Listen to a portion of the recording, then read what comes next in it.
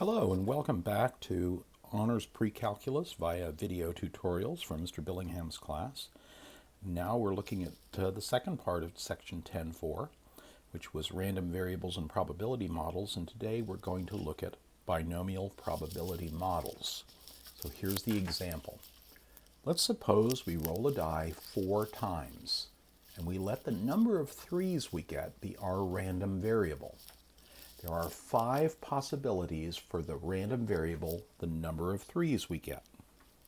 I hope it seems to you that getting 4 3s is pretty unlikely. How about 3 3s or 2 3s? Could we calculate the probability of each of these? What's the expected value of the number of 3s? Those are all questions we'll be answering in today's video.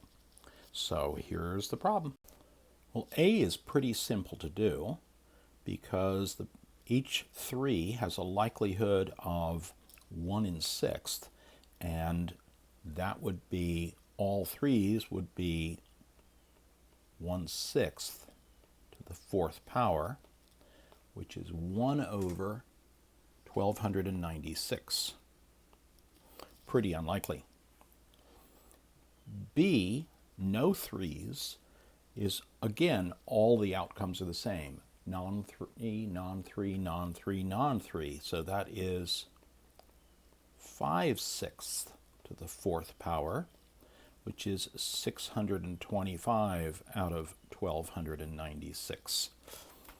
So much more likely that you get no 3s and you get all 4 3s. But how do we calculate exactly 2 3s? Well, first of all, how many different ways can there be 2 3s? And I'm just going to write down all of the sequences. N is non-3 and a 3 is a 3. All the different sequences we could have of 2 3s. Just by kind of writing them out, I get 3, a 3, then a non-3, non-3, a 3, a non-3, a 3, a non-3, etc. You probably remember me doing things like this when I was counting out the number of ways to choose, for instance, 2 out of 4 things. And in fact, the number of sequences with exactly 2 3s is 4 choose 2, which is 4 times 3 over 1 times 2, or 6. So this isn't surprising because I had 4 slots and I had to choose 2 of the 4 slots to be where the 3s are. Once I've chosen the 3s, I have to choose 2 of the remaining 2 to be non-3s. Now the probability of any one of those sequences is going to be 1/6 times 1/6 times 5/6 times 5/6. So the probability of getting exactly 2 3s is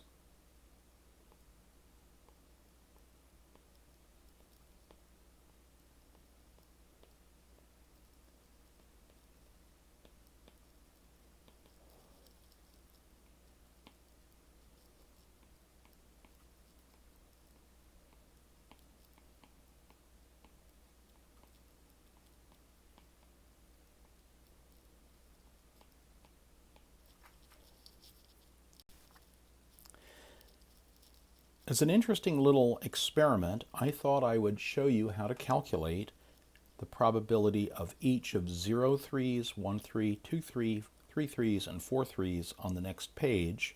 And you can see that all those probabilities add up to 1, and also you can get the pattern. So in general, to choose k 3s, there are 4 choose k ways to do it. And then I've got to take 1/6, the probability of getting a 3, to the kth power, and 5/6 to the 4 minus k power. And that's the binomial probability distribution. So let's take a look at it. So this distribution applies when we have a sum simple event in which every trial has only 2 possible outcomes, one called success, one called failure. In our example of rolling the die and looking for 3s, success is getting a 3, failure is getting a non-3. The probability of getting success on each trial is the same. It's just as likely to get a 3 on the first, second, or third rolls of the die. If P is the probability of success, here it's 1/6, then Q is the probability of failure, which is 1 minus P, here that's 1/6, and the trials are independent. then in this case, the probability of getting k successes is n choose k, p to the k, q to the n minus k. I hope that makes sense. Now let's work an example with it. So here the problem is a student named Michael is making free throws, and he makes 90% of his free throws. And we're going to assume, although this is probably true in real life, that on every single free throw, he has exactly a 90% chance of making it. And he shoots 20 free throws. What's the probability of each of the following? So the first one, all 20. Well, the probability of getting all 20 is 0.9 to the 20th power, which might be smaller than you think, or maybe not. It's about 0.1216, or about 12% of the time he can make 20 free throws in a row.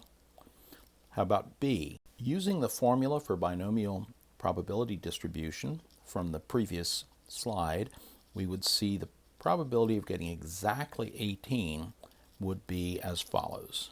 So we calculate the probability as 20 choose 18, the number of ways he could choose 18 of the 20 shots to be the free throws that he makes, times 0.9 to the 18th, times 0.1 squared, and that comes out to about 28.5%.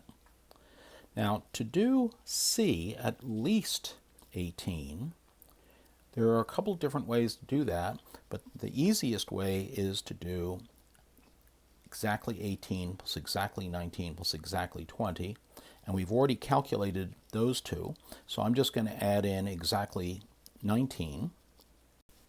Did this on my calculator, we get about 67.7%, or about 2/3 of the time he's going to make at least 18 free throws. Now, interestingly, you can do this in Desmos too. I'll go ahead and show you what the screen looks like. So I hope this helps you begin to understand the binomial probability distribution. It's a pretty important idea in statistics. How might we calculate the expected value of the number of free throws that Michael's going to make? Well, we know that he makes 90% of the free throws that he attempts, and he's going to attempt 20 of them. So pretty obviously the expected value would be 90% of 20, or 18. And here's this theorem. So if a binomial variable, random variable x, counts the number of successes in n independent trials with a probability of success p, then the mean I would expect, or the expected value, is just number of trials times probability of each trial being successful, NP. Here's a fun example of applying this. So let's assume that a chimpanzee is seated at a computer screen, and one at a time he's shown 100 questions from a multiple choice test in organic chemistry, and the chimpanzee has been trained to randomly choose A, B, C, D, or E as a button to indicate its answer. What would we expect his score on the test? Well, using the theorem that we just discussed,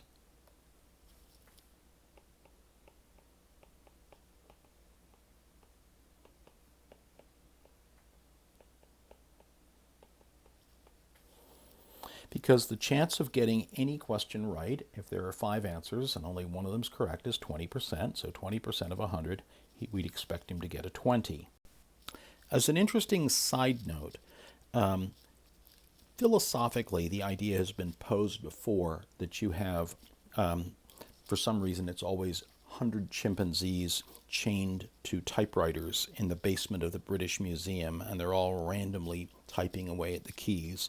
And the question is, how long would you have to wait until one of the chimpanzees typed out without any errors all of Shakespeare's works?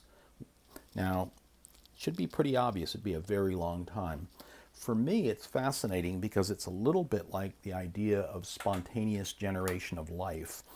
To be considered alive, a molecule or some kind of minimal organic structure would have to have the ability to feed, to reproduce, etc. And that would have to be a pretty complicated molecule. And to get all the atoms in the right order just by random chemical actions would be pretty unlikely. In fact, I've seen some calculations of this that suggest there would have to be, millions of planets with perfect conditions for millions of years before the first such molecule got created. So it's interesting to think about in a philosophical and spiritual sense. Just a little thought for you. So we know the expected value for the chimp is 20 questions right, but how likely is he to get 30 questions right or 40 questions right? Well, we can do the calculation using the binomial probability distribution, and we can get all those answers. But, how many would he have to get right before we suspected something was fishy? To answer this, we need to know how to calculate standard deviation for a binomial distribution. The derivation of this theorem is beyond this course, but here's the theorem. So the theorem states that if a binomial random variable x counts the number of successes in n independent trials with a probability of success p, then the standard deviation of x is sigma equals square root of npq. Now in this problem, n is 100, p is 0.2, and q is 0.8. So the formula would be, so we calculate the standard deviation is approximately 4. Now, if this behaved like a normal distribution, you remember that about 67%, was it, of the population was within one standard deviation. And so 2/3 of the chimps would get scores between 16 and 24. And I actually checked that in Desmos. It's actually a little bit higher. It's more like 70%. But the chance of a chimp being able to get a passing grade, and a passing grade, let's say a passing grade is a 65, well, that's 45 points higher. That's 11 standard deviations higher. So that would be extremely unlikely. I want to remind you of one more thing at this time.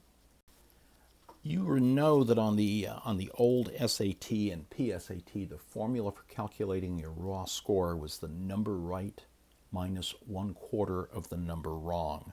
Let's see what the chimp would get if he were to guess randomly at 100 questions with 5 choices each. Well, we would expect him to get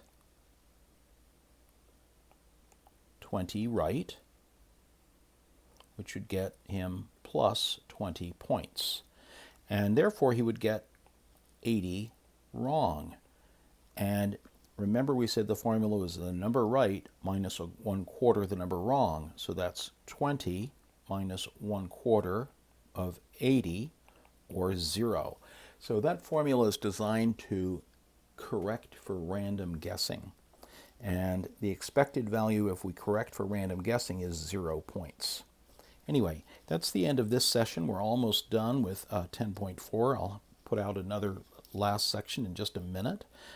In the meanwhile, I want to wish everybody health and good progress with your schoolwork as we head towards the end of the year. And let's start thinking about what possible assessments we could have for this.